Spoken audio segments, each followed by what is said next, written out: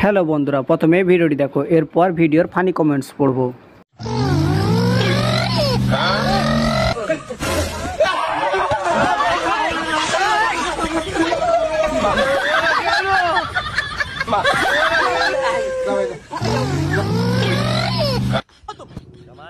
कैसे कैसे लोग रहते हैं यार यहाँ पे।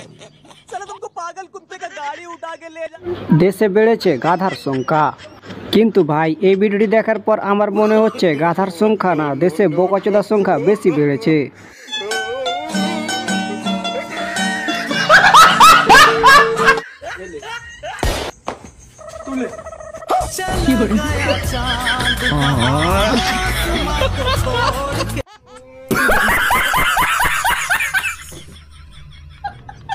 এমডি নোকিয়া মানে এখানে হাসিনের ছবি দিয়ে বলছে ওরে গুম কইরা ফেলা।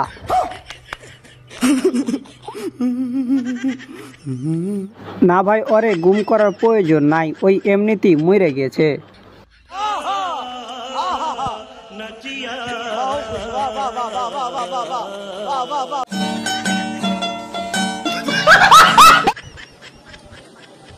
लेकिन ये साला कर क्या रहा है यहाँ पे।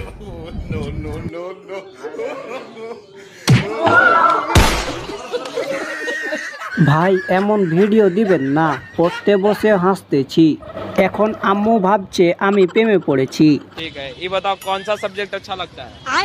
कौन सब्जेक्ट अच्छा लगता है? बैगन।